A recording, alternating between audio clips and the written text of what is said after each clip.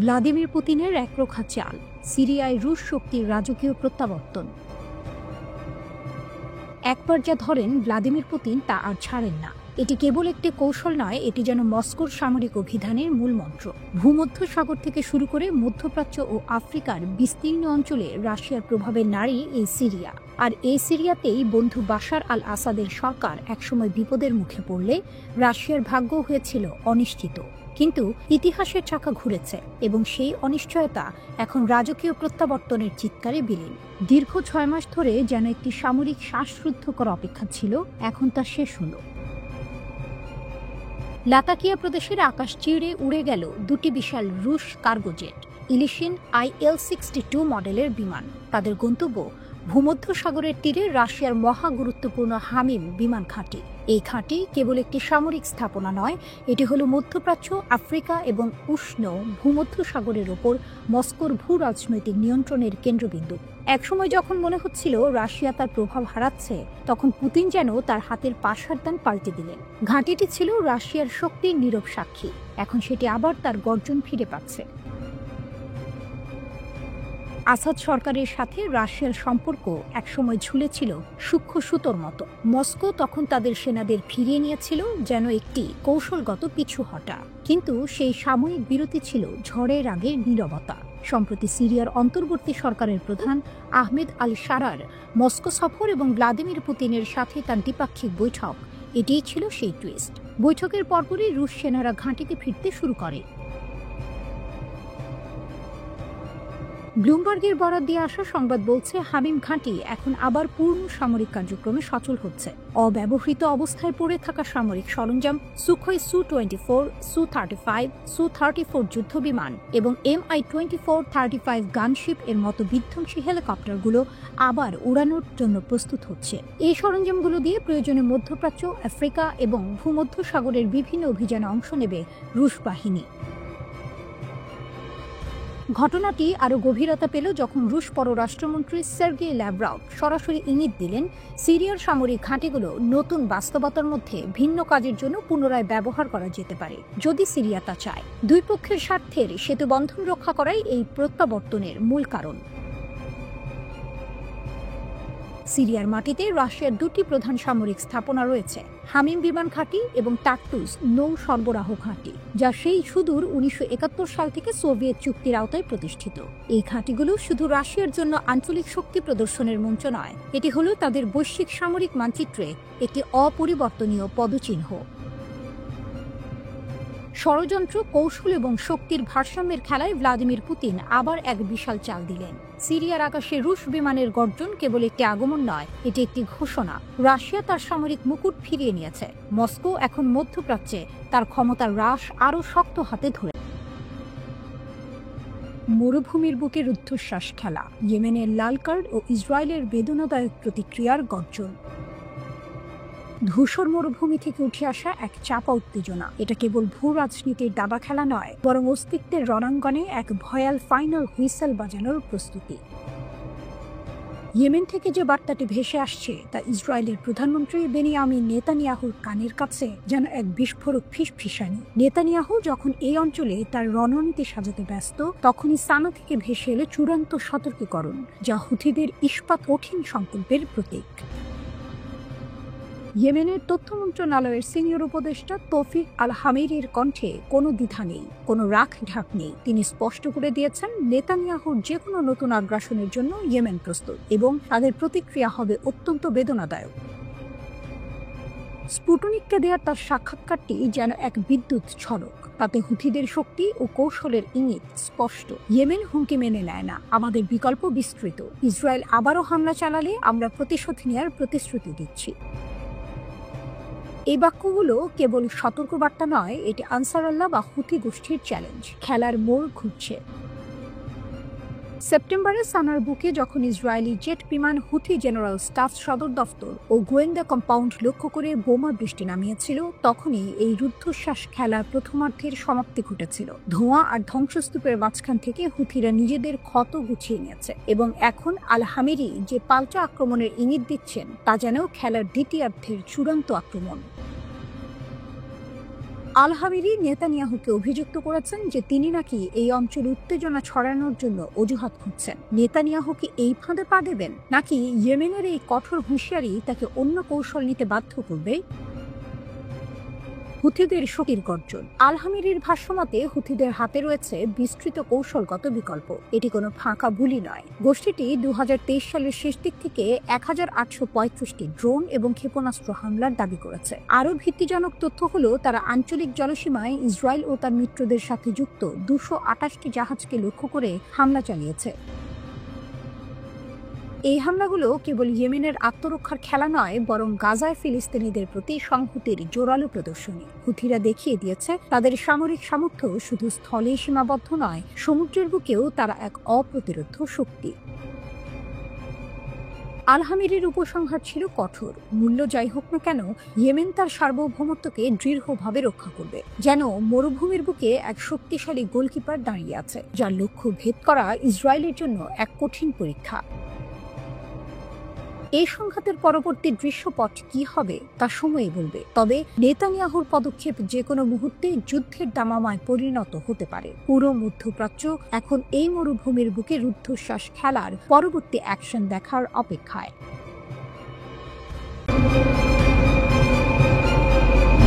Iran থেকে Yemen পর্যন্ত এক টানটান সামরিক সজ্জা। সারি সারি ইয়েমেনি ক্ষেপণাস্ত্র কি ইসরায়েলের আকাশ প্রতিরক্ষা ব্যবস্থাকে ভেদ করতে পারবে? যদি তা হয়, তাহলে ইসরায়েলের জন্য ঘোর অন্ধকার অপেক্ষা করছে। পরিস্থিতি কি সেই অনিবার্য সংঘাতের দিকেই গড়াচ্ছে? ফিলিস্তিনের গাজায় যুদ্ধ শুরু হওয়ার পর থেকেই হুথি যোদ্ধারা লোহিত সাগরে চলাচলকারী ইসরায়েলি ও তাদের সংশ্লিষ্ট জাহাজগুলোতে নিয়মিত হামলা চালায়, কিন্তু এবার তারা আরও সরাসরি হুঙ্কার দিয়েছে। হুথি আনসারুল্লাহর রাজনৈতিক ব্যুরোর সদস্য মোহাম্মদ আল ফারা সাফ জানিয়েছেন, ইসরায়েলকে জবাব দেওয়ার জন্য ইয়েমেন সম্পূর্ণভাবে প্রস্তুত। আল ফারায়ের ভাষ্য, ইয়েমেন প্রতিক্রিয়া জানাতে সম্পূর্ণভাবে প্রস্তুত। এটা শুধুই রাজনৈতিক রটনা নয়, বরং বাস্তবে হাতের তালুতে থাকা কৌশলগত পরিকল্পনা। কটি সশস্ত্র গোষ্ঠীর পক্ষ থেকে এমন সরাসরি সামরিক পরিকল্পনার ঘোষণা আন্তর্জাতিক কূটনীতির প্রেক্ষাপটে অত্যন্ত মূল্যবান। এর অর্থ কেবল কথার যুদ্ধ নয়, বরং বাস্তব সামরিক সংঘাতের প্রস্তুতি। ইয়েমেন ঘোষণা করেছে যে কোনো আগ্রাসনের বিপরীতে তারা শক্ত জবাব দিতে প্রস্তুত।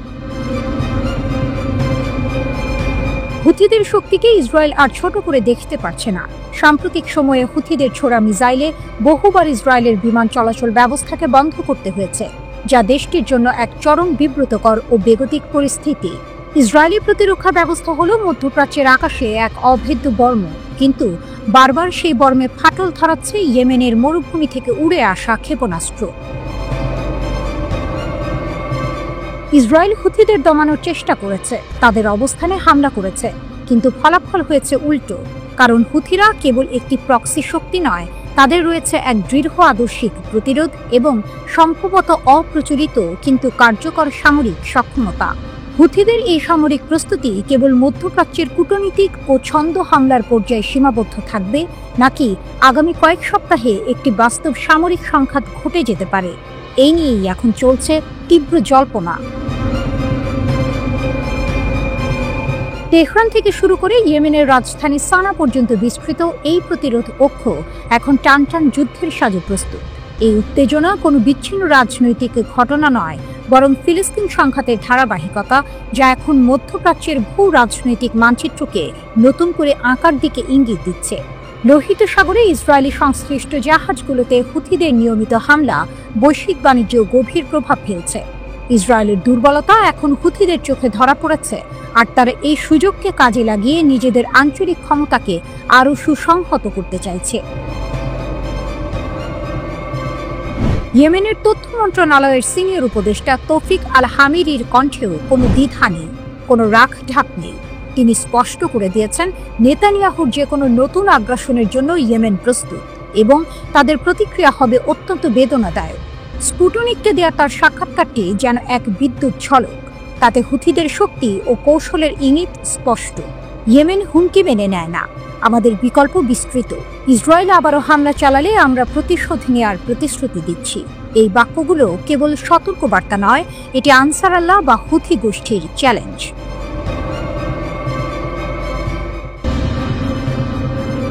পশ্চিমের আকাশে এখন ঘন মেঘ। পারস্য উপসাগরীয় দেশটির এক সামরিক নেতার ঘোষণা যেন সেই মেঘে বিদ্যুতের ঝলকানি। ইরানের মাটি এখন সম্পূর্ণ নিরাপদ।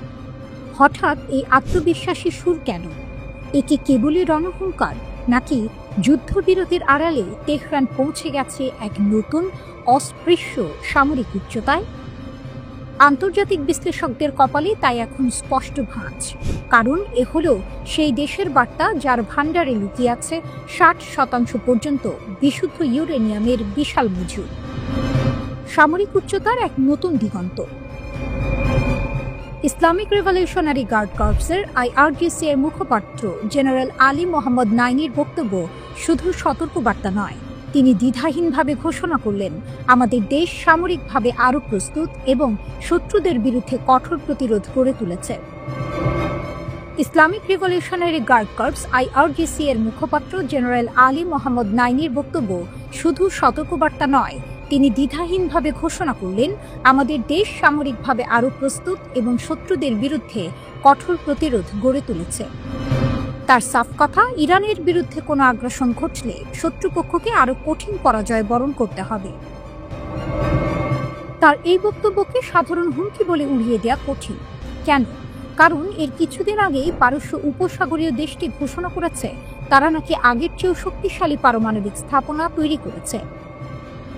জেনারেল নাইনি মনে করিয়ে দিয়েছেন, গত জুনে ইসরায়েল ও যুক্তরাষ্ট্রের নেতৃত্বে ইরানের ওপর চাপিয়ে দেয়া 12 দিনের যুদ্ধ ছিল একটি ষড়যন্ত্র, আর সেই যুদ্ধেই নাকি ন্যাটো ও সেন্টকম এর বিরুদ্ধে একা দাঁড়িয়েও ইরান শত্রুদের ভয়াবহ পরাজয় বরণ করতে বাধ্য করেছিল। যে দেশের কাছে 100 কেজিরও বেশি 60% পর্যন্ত বিশুদ্ধ ইউরেনিয়াম মজুত রয়েছে, তাদের এমন ঘোষণা স্বাভাবিকভাবেই বিশ্বজুড়ে উদ্বেগ সৃষ্টি করে। পারমাণবিক বোমা তৈরির জন্য সাধারণত 90% সমৃদ্ধ ইউরেনিয়ামের প্রয়োজন হয়, কিন্তু 60% ইউরেনিয়াম মজুত থাকা মানেই তেহরান সেই লক্ষ্যের একেবারে দোরগোড়ায়। বহু বিশেষজ্ঞের মতে ইরানের মাটির গভীরে তৈরি ফর্দর মতো সুরক্ষিত পারমাণবিক স্থাপনাগুলো ধ্বংস করা কার্যত অসম্ভব। এই ভূগর্ভস্থ প্রতিরক্ষা ব্যবস্থার কারণেই ইরানের দাবি তাদের ভূমি এখন নিরাপদ। পশ্চিমা শক্তিগুলো স্বাভাবিকভাবেই উদ্বিগ্ন। এই ঘোষণাকে তারা আন্তর্জাতিক শান্তি ও স্থিতিশীলতার জন্য একটি গুরুতর হুমকি হিসেবে দেখছে। তাদের আশঙ্কা, ইরান এই সামরিক আত্মবিশ্বাসকে কাজে লাগিয়ে পারমাণবিক বোমা তৈরির পথে আরও দ্রুত হাঁটতে পারে। যদিও ইরান বরাবরই তাদের পারমাণবিক কর্মসূচিকে শান্তিপূর্ণ উদ্দেশ্য প্রণোদিত বলে দাবি করে, তবে 60% ইউরেনিয়ামের মজুত এবং নতুন করে সামরিক উচ্চতার ঘোষণা কূটনৈতিক টেবিলে নতুন করে চাপ সৃষ্টি করেছে। প্রশ্ন হলো, যুদ্ধবিরতির এই নীরব সময়ে ইরান কি সত্যিই সেই সামরিক গভীরতা অর্জন করেছে যেখানে পশ্চিমা শক্তির আঘাত পৌঁছানো কার্যত অসম্ভব, নাকি এটি কেবলই মনোবলে চিড়ি ধরানো এক কৌশল? ইসরায়েলি হামলায় ক্ষতিগ্রস্ত পারমাণবিক স্থাপনাগুলো পুনর্গঠনের ঘোষণা দিয়েছে ইরান। ইরানের পারমাণবিক শক্তি সংস্থা পরিদর্শনের সময় দেশটির প্রেসিডেন্ট মাসুদ পেজেশকিয়ান জানান, এসব স্থাপনা আগের চেয়েও বেশি শক্তিশালীভাবে পুনর্নির্মাণ করা হবে। তিনি আরও বলেন, ইরানের কখনোই পারমাণবিক অস্ত্র অর্জনের ইচ্ছা ছিল না, এখনও নেই। প্রেসিডেন্ট পারমাণবিক স্থাপনাগুলোর সর্বশেষ অবস্থা সম্পর্কে ব্রিফিং গ্রহণ করেন। তিনি সতর্ক করে বলেন, কোনো স্থাপনা ধ্বংস হলেও ইরান পিছু হটবে না, কারণ ইরানি বিজ্ঞানীরা প্রয়োজনীয় সকল জ্ঞান ও দক্ষতা অর্জন করে রেখেছেন।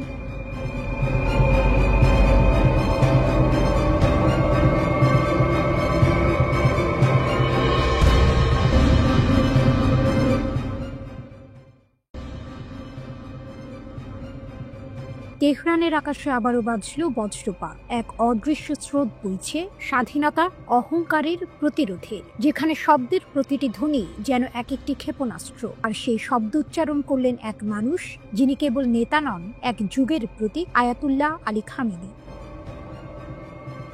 তিনি বললেন, অনেকে জিজ্ঞেস করে, আমরা যেহেতু আমেরিকার কাছে নত হইনি, তাহলে কি চিরকালই তাদের বিরোধিতা করব?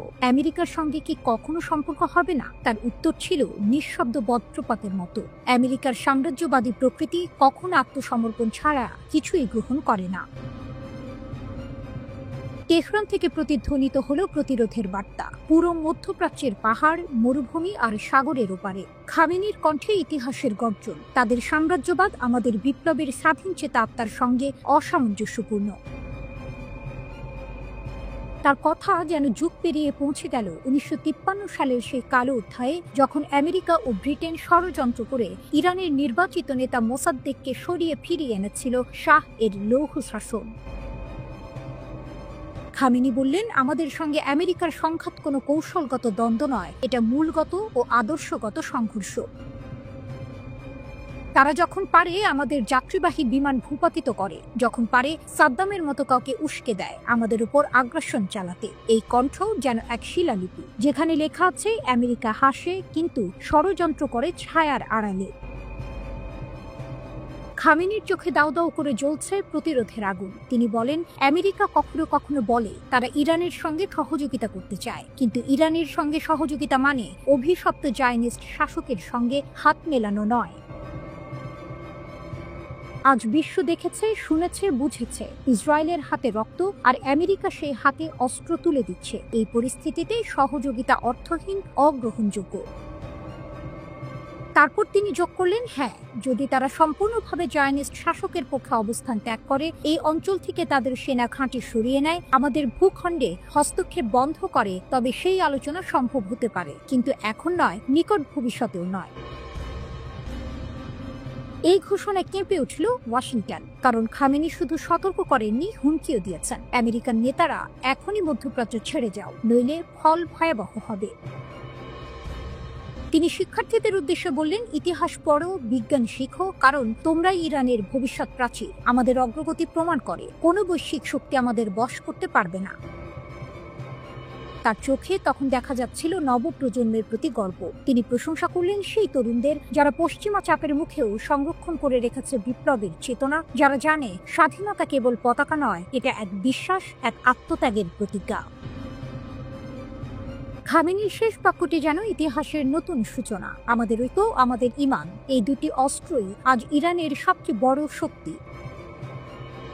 তেহরানের বাতাসে তখনও মিশে খামেনির বার্তা, আর তার ভেতর ভাসছে এক অবিচল প্রতিজ্ঞা, আমেরিকার সাম্রাজ্য নয়, ইরানের আত্মমর্যাদা জয়ী হবে। এ যেন দুই দর্শনের যুদ্ধ, এক পাশে ট্রাম্পের চুক্তির রাজনীতি, অন্য পাশে খামেনির আদর্শের আগুন। একটি হাত বাড়ায় চুক্তির কাগজ নিয়ে, অন্যটি তোলে মুষ্টিবদ্ধ প্রতিরোধের পতাকা। তেহরান জানে এই লড়াই কেবল কূটনীতির নয়, এই লড়াই অস্তিত্বের।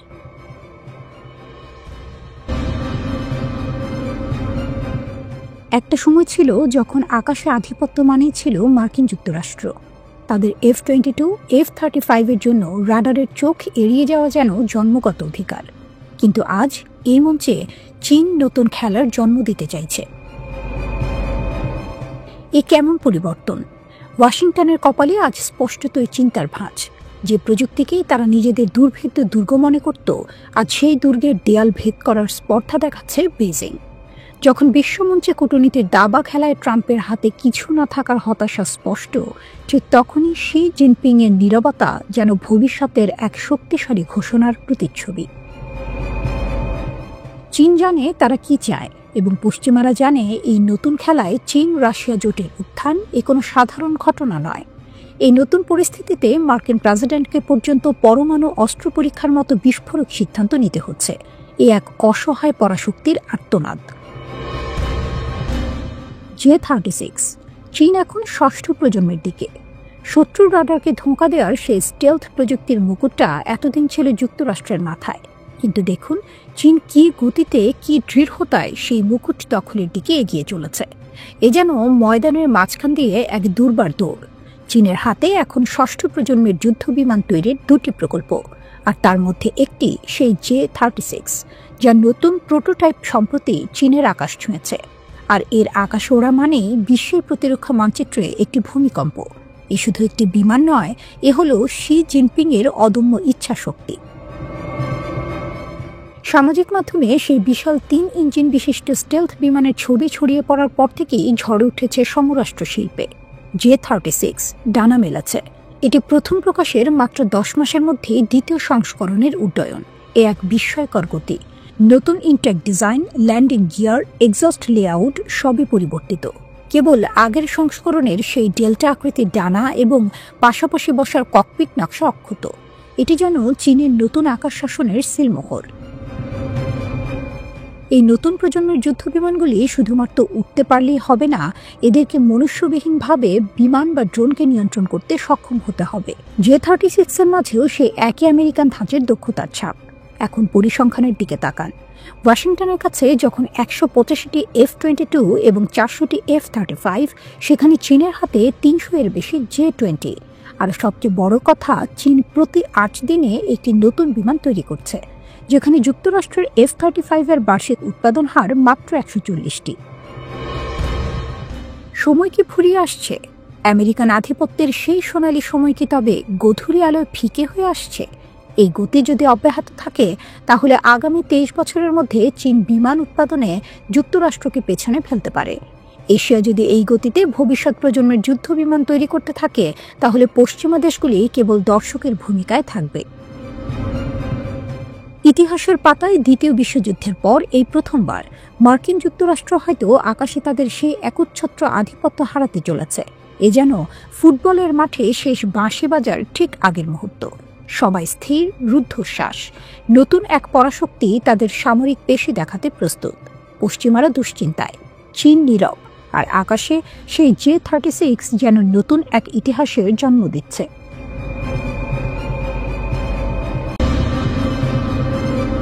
তেল ও সিংহাসনের দ্বৈরথ। খোমেনির ছায়া পেরিয়ে খামেনি। ট্রাম্পের চোখে কি কেবলই কালো সোনা? মধ্যপ্রাচ্যের এই খেলাটা পুরনো। এ যেন ফুটবলের মাঠে বারবার ফিরে আসা এক ক্লাসিক ডার্বি। ওয়াশিংটন বনাম তেহরান। পৃথিবী কাঁপানো কালো সোনা বা জ্বালানি তেল আলোচনার কেন্দ্রে।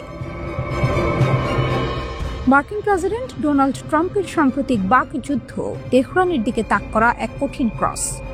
ইরানের সর্বোচ্চ ধর্মীয় নেতা আয়াতুল্লাহ আলী খামেনিকে নিয়ে তার কঠোর অবস্থান কেবল কথার কথা নয়, হোয়াইট হাউস ইরানের শাসন ব্যবস্থা পরিবর্তনের ইঙ্গিত দিয়ে যেন এক ফাউল কলের হুমকি দিয়েছে।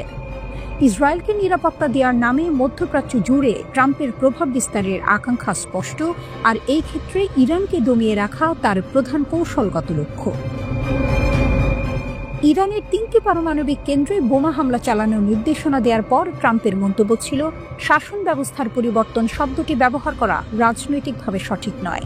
তবে বর্তমান ইরানি শাসন ব্যবস্থার যদি দেশটিকে সঠিক পথে নিয়ে যেতে ব্যর্থ হয়, তাহলে কেন শাসন ব্যবস্থার পরিবর্তন হবে না? কিন্তু খামেনিকে সরাতে কেন মরিয়া ট্রাম্প? উত্তরটা লুকিয়ে আছে 60 বছর আগের এক বিশ্বাসঘাতকতার ইতিহাসে। এই প্রশ্নের উত্তর খুঁজতে আমাদের ফিরে যেতে হবে 1953 সালের তেহরানের উত্তপ্ত রাজপথে। তখন গণতান্ত্রিকভাবে নির্বাচিত প্রধানমন্ত্রী মোহাম্মদ মোসাদ্দেক ইরানের জ্বালানি তেল জাতীয়করণের ঘোষণা দিয়েছিলেন।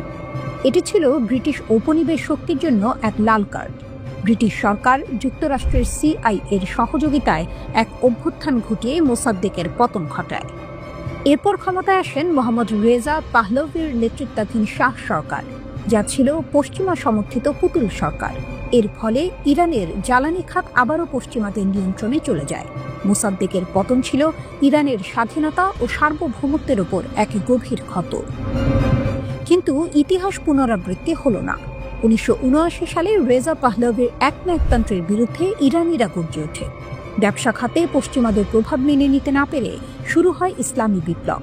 কঠোর আন্দোলনের মুখে শাহ দেশ ছেড়ে পালাতে বাধ্য হন এবং এখানেই খেলার মোড় ঘুরে যায়। ক্ষমতায় আসেন আয়াতুল্লাহ রুহুল্লাহ খোমেনি। খোমেনির নেতৃত্বাধীন ইসলামী প্রজাতন্ত্র প্রতিষ্ঠা হওয়ার পর পশ্চিমারা আর ইরানে নিজেদের সুবিধা আদায় করতে পারেনি। 1979 সালের এই বিপ্লব ছিল পশ্চিমের জাল ছিন্ন করার চূড়ান্ত মুহূর্ত।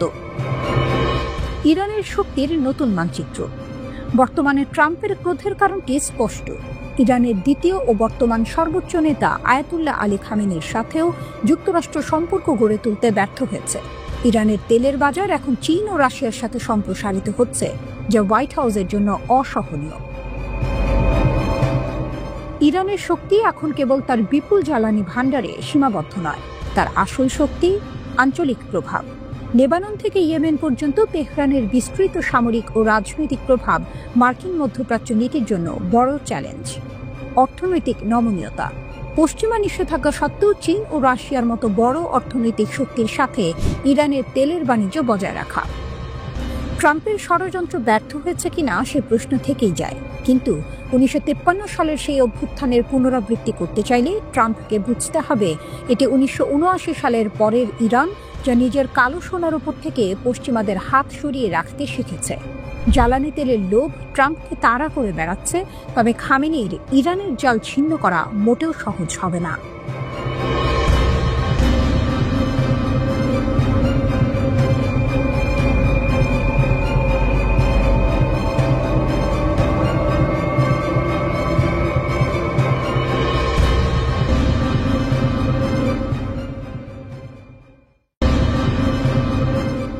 মধ্যপ্রাচ্যের ভূ রাজনীতিতে এখন চলছে ঐতিহাসিক ক্ল্যাশ।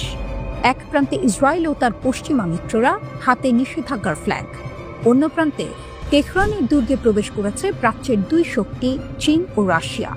এ যেন স্নায়ু যুদ্ধের রিম্যাচ নয়, বরং নতুন এক ট্রাই জংশন এর জন্ম। ইরানকে কোণঠাসা করার জন্য ইসরায়েল ও পশ্চিমা বিশ্ব যখন মরিয়া, তখনই তেহরান থেকে ভেসে এলো এক শক্তি প্রদর্শনের সংকেত। সর্বোচ্চ ধর্মীয় নেতা আয়াতুল্লাহ আলী খামেনির জ্যেষ্ঠ উপদেষ্টা আলী আকবর বেলায়েত স্পষ্ট জানিয়ে দিলেন, ইরান এখন আর একা নয়। চীনের রাষ্ট্রদূতের সাথে বৈঠকে তিনি ঘোষণা করেছেন, মস্কো, বেইজিং ও তেহরান নতুন বিশ্ব ব্যবস্থা গঠনে গুরুত্বপূর্ণ ভূমিকা পালন করছে। তার কথায় ইরান ও চীনের সম্পর্ক ঐতিহাসিক ভিত্তি, অভিন্ন স্বার্থ ও রাজনৈতিক স্বাধীনতার উপর প্রতিষ্ঠিত। এই বার্তা কেবল কূটনৈতিক সৌজন্য নয়, এটি পশ্চিমা আধিপত্যের বিরুদ্ধে এক খোলামেলা চ্যালেঞ্জ। ইসরায়েল ও যুক্তরাষ্ট্রের সবচেয়ে বড় উদ্বেগের কারণ কি? উত্তরটা দুটি দীর্ঘমেয়াদী চুক্তিতে। এক, চীনের 25 বছরের কৌশলগত চুক্তি। 2022 এই চুক্তির মাধ্যমে ইরান বাণিজ্যিক ও প্রতিরক্ষা সহ বিভিন্ন খাতে চীনের কাছ থেকে বিপুল সহযোগিতা পাবে। তেল ও গ্যাসের বিনিময়ে চীন ইরানের অবকাঠামোতে বিনিয়োগ করবে, যা মার্কিন নিষেধাজ্ঞাগুলোকে অকার্যকর করে দিতে পারে। তেল ও গ্যাসের বিনিময়ে চীন ইরানের অবকাঠামোগুলোতে বিনিয়োগ করবে, যা মার্কিন নিষেধাজ্ঞাগুলোকে অকার্যকর করে দিতে পারে। 2, রাশিয়ার সাথে 20 বছরের চুক্তি। প্রেসিডেন্ট পুতিনের সাথে এই চুক্তিতে তেহরান ও মস্কোর সম্পর্ক সামরিক খাতে নতুন উচ্চতায় পৌঁছেছে। সবচেয়ে বড় গেম চেঞ্জার হলো রাশিয়া ইরানকে 48টি সুখোই Su-35 মাল্টিরোল যুদ্ধ বিমান দিতে চলেছে। যখন ইউরোপের ট্রয়ি, ফ্রান্স, জার্মানি, যুক্তরাজ্য এবং যুক্তরাষ্ট্র জাতিসংঘের মাধ্যমে ইরানের ওপর বাণিজ্যিকভাবে চাপ সৃষ্টি করছে, তখন এই চুক্তিগুলো যেন ইরানের হাতে প্রতিরোধের বর্ম তুলে দিল। যুদ্ধ বিমান ও বিশ্ব ব্যবস্থার পালাবদল। পশ্চিমারা যখন ইরানকে পারমাণবিক ইস্যুতে আলোচনার টেবিলে আনার জন্য নিষেধাজ্ঞা জারি করছে, তখন চীন ও রাশিয়া ইরানকে নিষেধাজ্ঞা এড়িয়ে যাওয়ার পথ এবং সামরিক শক্তি বৃদ্ধির রসদ জুগিয়ে চলেছে। ইরান ও রাশিয়ার সম্মিলিত শক্তি। ইরানের ক্ষমতা, আঞ্চলিক প্রভাব, নিজস্ব ক্ষেপণাস্ত্র ও ড্রোন প্রযুক্তির বিকাশ এবং দীর্ঘমেয়াদী পশ্চিমা চাপ সহ্য করার ক্ষমতা। রাশিয়ার ক্ষমতা, সামরিক প্রযুক্তি, পারমাণবিক সহায়তা এবং আন্তর্জাতিক ফোরামে ইরানের ঢাল হিসেবে কাজ করা। বিশেষজ্ঞরা বলছেন, ইরানকে Su-35 যুদ্ধ বিমান দেয়া মানে মধ্যপ্রাচ্যে ক্ষমতার ভারসাম্যে বড় পরিবর্তন আনা। ইরানের প্রতিরক্ষা শক্তি বহুলাংশে জোরদার হবে, যা ইসরায়েলের বিমান শ্রেষ্ঠত্বকে কঠিন চ্যালেঞ্জের মুখে ফেলবে। পশ্চিমাদের স্বপ্ন ছিল ইরানকে কোণঠাসা করে রাখা, কিন্তু মস্কো ও বেইজিং এর আগমন সেই খেলার মাঠটাই বদলে দিয়েছে।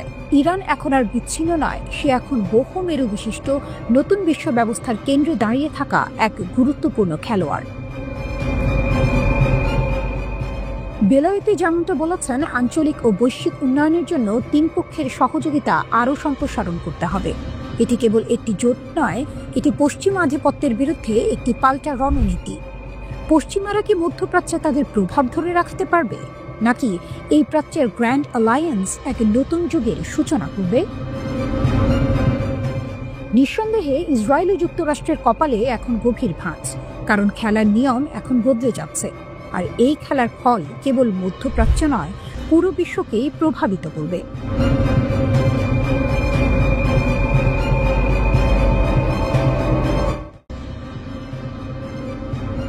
পশ্চিমা বিশ্ব জুড়ে নতুন আতঙ্ক, গোপনে নয় এবার প্রকাশ্যে। রাশিয়ার সঙ্গে মিলে ইরান বানাচ্ছে 8টি নতুন পরমাণু স্থাপনা। মধ্যপ্রাচ্যের রাজনীতিতে পারমাণবিক উত্তেজনা একটি নতুন মাত্রা পেল। ইরান, যারা এতদিন পশ্চিমা বিশ্বের নজরদারির প্রধান কেন্দ্র ছিল, তারা এবার তাদের পরমাণু কর্মসূচিকে আরও বৃহৎ পরিসরে নিয়ে যাওয়ার ঘোষণা দিয়েছে। তেহরান জানিয়েছে তারা বন্ধু রাষ্ট্র রাশিয়ার সহায়তায় একগুচ্ছ মোট 8টি নতুন পারমাণবিক বিদ্যুৎ কেন্দ্র নির্মাণ করতে যাচ্ছে। এই ঘোষণা কেবল ইরানের জ্বালানি নিরাপত্তা নিশ্চিত করবে না, বরং ভূ রাজনৈতিক ক্ষেত্রে এক বিরাট টুইস্ট নিয়ে এসেছে। হঠাৎ কেন এত বড় ঘোষণা? নেপথ্যে আসল উদ্দেশ্য কি? ইরানের পারমাণবিক শক্তি সংস্থার AEOI প্রধান মোহাম্মদ ইসলামি জানিয়েছেন, ইরান তার ক্রমবর্ধমান বিদ্যুৎ চাহিদা মেটাতে এবং পরিচ্ছন্ন ও টেকসই জ্বালানির উৎস ব্যবহার বাড়ানোর লক্ষ্যেই এই বিশাল পদক্ষেপ নিচ্ছে। বিশাল লক্ষ্য। রাশিয়ার সহযোগিতায় নির্মিত এই কেন্দ্রগুলোর মাধ্যমে ইরানের লক্ষ্য হল 20,000 মেগাওয়াট পারমাণবিক বিদ্যুৎ উৎপাদনের সক্ষমতা অর্জন করা। এটি দেশটির জ্বালানি স্বনির্ভরতার দিকে এক বিশাল পদক্ষেপ। কেন রাশিয়া? পশ্চিমা নিষেধাজ্ঞার মুখেও ইরান তার কৌশলগত মিত্র রাশিয়ার সঙ্গে এক নতুন চুক্তি স্বাক্ষর করেছে। এটি প্রমাণ করে যে ইরানের পরমাণু কর্মসূচি নিয়ে পশ্চিমাদের যতই চাপ থাকুক না কেন, ইরান তার শক্তি বাড়ানোর পথ খুঁজে নিচ্ছে। ইরান দাবি করছে এটি বিদ্যুৎ উৎপাদনের জন্য, কিন্তু আন্তর্জাতিক পর্যবেক্ষকদের কপালে ভাঁজ ফেলেছে এই বিপুল সংখ্যক স্থাপনা নির্মাণের সিদ্ধান্ত। পরমাণু বিদ্যুৎ কেন্দ্রের আড়ালে ইউরেনিয়াম সমৃদ্ধকরণ কার্যক্রম নিয়ে পশ্চিমা বিশ্বের পুরনো উদ্বেগ আবার মাথা চাড়া দিয়ে উঠেছে। বিশ্বের বড় শক্তিগুলোর সঙ্গে আলোচনা থমকে যাওয়ার পরেই তেহরানের এই পদক্ষেপ পশ্চিমাদের ওপর চাপ সৃষ্টির এক কৌশল হিসেবে দেখছেন অনেকে। কোথায় তৈরি হচ্ছে এই শক্তির কেন্দ্র? এই পারমাণবিক স্থাপনাগুলো নিয়েও চলছে জল্পনা। মোহাম্মদ ইসলামি জানান, 8টি কেন্দ্রের মধ্যে 4টি তৈরি হবে বুশেহর প্রদেশে, যেখানে ইরানের প্রথম পারমাণবিক বিদ্যুৎ কেন্দ্রটি রাশিয়ার সহায়তায় আগেই নির্মিত হয়েছে। বাকি 4টি কেন্দ্র ইরানের অন্যান্য গুরুত্বপূর্ণ অঞ্চলে নির্মাণ করা হবে, যার নাম সরকার পরবর্তীতে ঘোষণা করবে। ইসলামী উত্তর উপকূলীয় অঞ্চলে, বিশেষ করে গোলাস্তান প্রদেশেও একটি নতুন প্রকল্প শুরুর প্রয়োজনীয়তার কথা তুলে ধরেছেন এবং সেখানে উপযুক্ত স্থানও নির্ধারণ করা হয়েছে। নতুন এই পরমাণু কেন্দ্রগুলো কৌশলগতভাবে ইরানের শক্তিকে কেবল জ্বালানি উৎপাদনের ক্ষেত্রেই নয়, সামরিক প্রযুক্তির ক্ষেত্রেও গুরুত্বপূর্ণ করে তুলবে বলে ধারণা করা হচ্ছে। ইরানের পারমাণবিক শক্তি, ভয়ঙ্কর সক্ষমতা। বছরের পর বছর ধরে আন্তর্জাতিক নিষেধাজ্ঞা এবং ইসরায়েলের গুপ্ত হামলা সত্ত্বেও ইরান তার পারমাণবিক সক্ষমতা বজায় রেখেছে। এই নতুন চুক্তি ইরানের শক্তিকে আরো কয়েক ধাপ এগিয়ে নিয়ে যাবে। স্থিতিশীল জ্বালানি সরবরাহ। ইরানের অর্থনীতিকে পশ্চিমা চাপ থেকে মুক্ত করে স্থিতিশীল বিদ্যুৎ সরবরাহ নিশ্চিত করা। প্রযুক্তির হস্তান্তর। রাশিয়ার সহায়তায় অত্যাধুনিক পারমাণবিক চুল্লি প্রযুক্তি ইরানে স্থানান্তরিত হবে। এটি কেবল বিদ্যুৎ উৎপাদনেই নয়, পারমাণবিক গবেষণা ও উন্নয়নে ইরানকে আরো শক্তিশালী করবে। ভূ রাজনৈতিক প্রভাব। এই বিশাল পরমাণু কর্মসূচি ইরানের আঞ্চলিক প্রভাব এবং বিশ্ব মঞ্চে আলোচনার টেবিলে তার দর কষাকষির ক্ষমতাকে বহুগুণ বাড়িয়ে দেবে। বিশ্ব রাজনীতিতে এর প্রভাব কি? ইরানের এই ঘোষণা মধ্যপ্রাচ্যে এক রোমহর্ষক অস্থিরতা তৈরি করেছে। ইসরায়েল ইরানের পারমাণবিক ক্ষমতা বৃদ্ধির বিষয়ে বরাবরই উদ্বিগ্ন।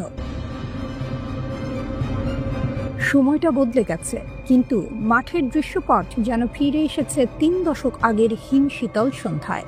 দুই পরাশক্তির রণাঙ্গন এখন বিশ্বমঞ্চ, যেখানে উত্তেজনা কেবল বাড়ছে আর জনমনে একটাই প্রশ্ন, যুদ্ধ কি তবে দুয়ারে?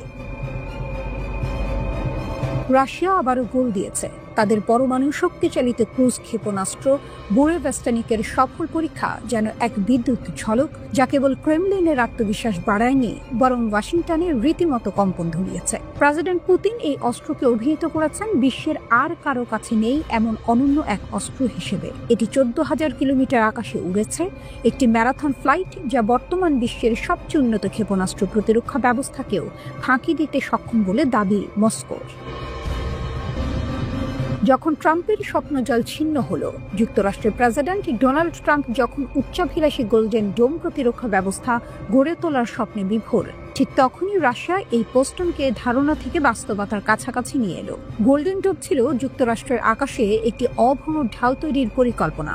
ব্যালিস্টিক, হাইপারসনিক এবং ক্রুজ ক্ষেপণাস্ত্রের মতো আধুনিক হুমকি থেকে দেশকে রক্ষা করার একটি বিশাল প্রকল্প। কিন্তু রাশিয়ার এই সীমাহীন পাল্লার পারমাণবিক ক্রুজ ক্ষেপণাস্ত্রের ঘোষণা যেন ট্রাম্পের সেই স্বপ্নজালে এক বিশাল ছিদ্র তৈরি করে দিয়েছে। ওয়াশিংটন যখন ঢাল তৈরি করছে, তখন মস্কো এমন এক তীর তৈরি করেছে যা কিনা পৃথিবীতে বিদ্যমান অন্য কোনো অস্ত্রের মতো নয়।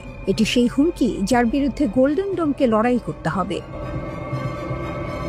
চুক্তি বাতিলের ফাইনাল হুইসেল। তবে শুধু ক্ষেপণাস্ত্র পরীক্ষায় নয়, মস্কোর পরবর্তী পদক্ষেপ যেন ট্রাম্পের রাতের ঘুম হারাম করেছে। পুতিন আনুষ্ঠানিকভাবে প্লুটোনিয়াম নিষ্পত্তি চুক্তি বাতিল করেছেন। 2000 সালে স্বাক্ষরিত এই চুক্তি অনুযায়ী দুই দেশেরই 34 টন করে উদ্বৃত্ত প্লুটোনিয়াম ধ্বংস করার কথা ছিল, যে প্লুটোনিয়াম দিয়ে প্রায় 17,000 পারমাণবিক ওয়ারহেড তৈরি করা যেত।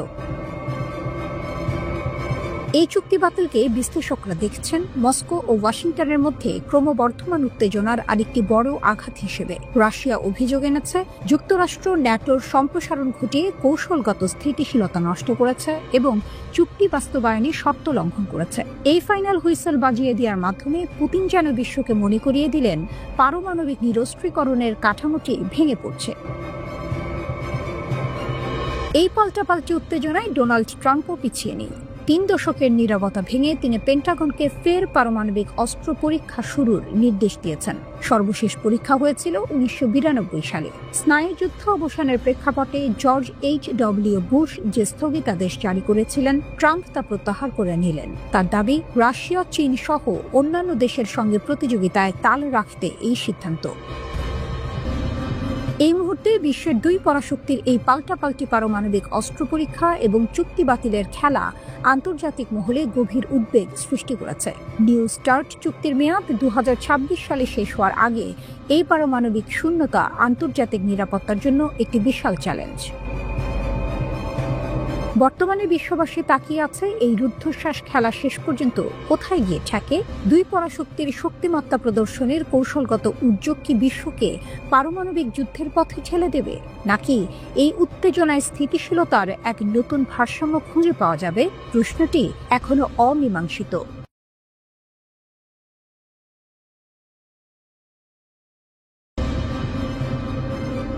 কেন তবুও আমেরিকা ইরানকে ভয় পায়? পর্দার আড়ালে বড় কারণগুলো, ইরান সামরিকভাবে শক্তিশালী হয়েও কেন বিশ্ববাজারের এক সুপার পাওয়ার যুক্তরাষ্ট্র তার বিরুদ্ধে সরাসরি তৎপর হতে চায় না, সেটাই আজকের বড় প্রশ্ন।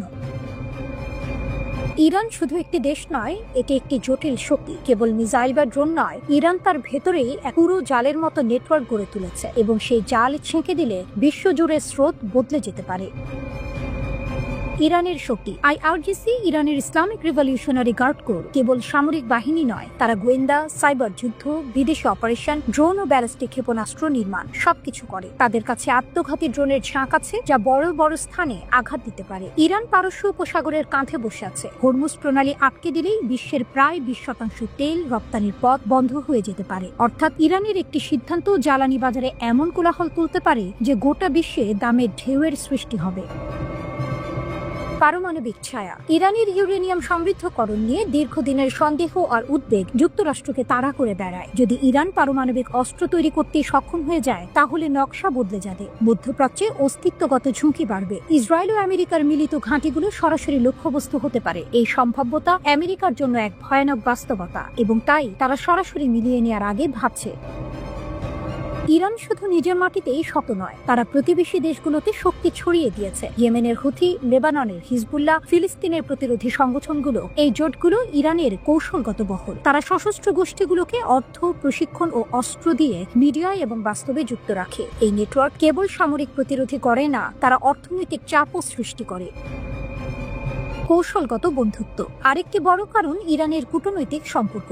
রাশিয়া ও চীন সহ অনেক শক্তির সঙ্গে ইরান কৌশলগত সম্পর্ক গড়ে তুলেছে। লেনদেন চলেছে প্রযুক্তি ও যুদ্ধ বিমান সরবরাহের ধাঁচে। ফলে যদি আমেরিকা একপাশ থেকে বড় ধাক্কা দেয়, তাহলে ইরান পৃষ্ঠপোষকদের কাছে তাকিয়ে যাবে এবং সংকট বহুগুণ জটিল হয়ে উঠবে। আসলে ভয়টা কেবল যুদ্ধরত সামরিক ক্ষমতা নয়, ইরানের ক্ষমতা হলো অর্থনৈতিক ও কূটনৈতিক প্রতিক্রিয়া চালানোর ক্ষমতা। হরমুজ সিল করলে তেলের বাজার ভেঙে যাবে, প্রতিবেশী গোষ্ঠীগুলো সংকট তৈরি করবে এবং রাশিয়া চীন মিললে আমেরিকার একতরফা পদক্ষেপ ভেস্তে যাবে। এই মিলিত জবাব দিয়েই ইরানকে সরাসরি মোকাবিলা করা যতটা কঠিন তার চেয়েও বেশি বিপজ্জনক। অর্থাৎ কূটনীতিতে সামরিক উপাদানে ইরান এখন একটি বহুমাত্রিক প্রতিপক্ষ আমেরিকার কাছে। তাই ফাঁকা হামলা নয়, আগে ভাবতে হবে, পরে চালাতে হবে। এখন প্রশ্ন রয়ে গেছে, কথায় কি শান্তি নাকি নতুন সংঘাত? ইরানের পররাষ্ট্রমন্ত্রী সৈয়দ আব্বাস আরাকচি নিশ্চিত করেছেন, যুক্তরাষ্ট্র এবং তার মিত্রদের চাপের মুখে ইরান তাদের পরমাণু সমৃদ্ধকরণ কর্মসূচি বন্ধ করবে না। সেই সঙ্গে তিনি জানিয়েছেন, নিজেদের ক্ষেপণাস্ত্র তৈরির প্রকল্প নিয়েও যুক্তরাষ্ট্র কিংবা তার কোনো মিত্রের সঙ্গে আলোচনা করার ইচ্ছে কিংবা পরিকল্পনা তেহরানের নেই। ইরানের বিরুদ্ধে একাই কি পারবে ইসরায়েল? নতুন যুদ্ধের ছায়ায় জ্বলছে মধ্যপ্রাচ্যের আকাশ আবারও ভারী হয়ে উঠেছে। সমর বিশারদদের আশঙ্কা, যে কোনো মুহূর্তেই ফের জ্বলে উঠতে পারে ইরান ও ইসরায়েলের ভয়ঙ্কর যুদ্ধের আগুন। কিন্তু এবার প্রশ্ন একটাই, যুক্তরাষ্ট্রের ছায়া ছাড়া একা কি ইরানকে মোকাবিলা করতে পারবে ইসরায়েল? মাত্র কয়েক মাস আগের ঘটনা, ইরান ও ইসরায়েলের মধ্যকার 12 দিনের সেই যুদ্ধ এখনো তাজা দগদগে ক্ষত। জাতিসংঘের পরমাণু সংস্থা IAEA এর এক প্রতিবেদনে ইরানের ইউরেনিয়াম সমৃদ্ধকরণ নিয়ে উদ্বেগ প্রকাশের পর 13ই জুন ইসরায়েল বিমান হামলা চালায় তেহরানে। আর সেই আঘাতের পর মুহূর্তে ফেটে পড়ে ইরানের প্রতিশোধের আগুন। এক রাতেই আকাশ ভরে যায় শত শত ড্রোন ও ব্যালিস্টিক ক্ষেপণাস্ত্রের ঝাঁকি। লক্ষ্য সরাসরি বেনিয়ামিন নেতানিয়াহুর সরকারি বাসভবন। ইরানের IRGC বা রিভলিউশনারি গার্ড দেখিয়ে দেয়, তাদের হাতে শুধু অস্ত্র নয়, আছে অদম্য প্রতিরোধের আগুনও। যুদ্ধ এমন পর্যায়ে পৌঁছায় যে ইসরায়েলকে টিকিয়ে রাখতে 22 জুন মার্কিন যুক্তরাষ্ট্র সরাসরি হস্তক্ষেপ করে। আমেরিকার সেন্ট্রাল কমান্ড ইরানের 3টি পারমাণবিক কেন্দ্রে বাংকার বাস্টার বোমা বর্ষণ করে। এরপর যুদ্ধ থামে, কিন্তু শীতল ছায়ের নিচে আগুন রয়ে যায় জ্বলতে। যুদ্ধ থেমে গেলেও উত্তেজনা থামেনি। বিশ্লেষকরা বলছেন, এবার সমীকরণ আলাদা। ইরান এখন আগের চেয়ে অনেক বেশি প্রস্তুত। ইরানের পররাষ্ট্রমন্ত্রী আব্বাস আরাকচি সম্প্রতি বলেছেন, যদি আপনি যুদ্ধের জন্য প্রস্তুত থাকেন, কেউ আক্রমণ করার সাহস পাবে না। তবে প্রস্তুত থাকা মানে এই নয় যে আমরা যুদ্ধ চাই। এই বক্তব্য যেন এক অঘোষিত বার্তা। ইরান এবার রক্ষার জন্য নয়, প্রতিশোধের জন্য প্রস্তুত। অন্যদিকে ইসরায়েলের সাবেক গোয়েন্দা কর্মকর্তা ড্যানি সিট্রিনোভিচ সতর্ক করে বলেছেন, ইরান এবার প্রথমে হামলা চালাবে। তাদের সামরিক ক্ষমতা অনেকের ধারণার চেয়েও শক্তিশালী। শত্রুদের জন্য আমরা নরক তৈরি করব, ইরানের হুঁশিয়ারি। ইরানের বিপ্লবী গার্ডের জ্যেষ্ঠ কমান্ডার মেজর জেনারেল মোহাম্মদ বাকুর ঘোষণা দিয়েছেন, আমাদের বাহিনী সম্পূর্ণ প্রস্তুত, শত্রুদের বিরুদ্ধে আমরা নরক তৈরি করব। এমন হুঁশিয়ারি শুধু শব্দ নয়, এক বাস্তব প্রতিশ্রুতি। কারণ ইরান এখন কেবল মিসাইল আর ড্রোনের উপর নির্ভর করছে না, রাশিয়ার সহায়তায় গড়ে তুলছে আকাশ থেকে আঘাত হানতে সক্ষম 48টি Su-35 মাল্টিরোল যুদ্ধ বিমান বহর। এই বিমানগুলো ইরানের হাতে এলে আকাশে আধিপত্যের পাল্লা নিঃসন্দেহে ঘুরে যাবে তেহরানের পক্ষে। ইসরায়েলের ভয়, যুক্তরাষ্ট্রের নীরবতা। তবুও ইসরায়েল থামছে না। নতুন অস্ত্র, নতুন কৌশল, যুদ্ধের প্রস্তুতিতে ব্যস্ত নেতানিয়াহু সরকার। কিন্তু যুক্তরাষ্ট্র এখন চুপ। বিশ্লেষক নাদের হাশেমি মনে করেন, নেতানিয়াহু ইরানের সঙ্গে উত্তেজনা বাড়িয়ে যুক্তরাষ্ট্রকে আবারও যুদ্ধে টেনে নিতে চায়। কিন্তু ওয়াশিংটন জানে, ইরান এখন আগের ইরান নয়। যে ইরান নিষেধাজ্ঞা ভেঙে নিজেকে গড়েছে আগুনের মধ্যে, যে ইরান ড্রোন দিয়ে তেল ট্যাঙ্কার থামিয়েছে আর আকাশে ফেলে দিয়েছে মার্কিন ড্রোন, সেই ইরানকে দমন করা মানে এক দানবকে ঘুম থেকে জাগানো। যদি আবার যুদ্ধ শুরু হয়, তবে কি যুক্তরাষ্ট্র পাশে থাকবে, নাকি ইসরায়েলকে একাই লড়তে হবে ইরানের মতো এক জাগ্রত শক্তির বিরুদ্ধে? তেহরানের আকাশে রকেটের রেখা যখন আবার উঠবে, তখন বোঝা যাবে ইতিহাসের কোনো অধ্যায় পুনরায় লেখা হচ্ছে।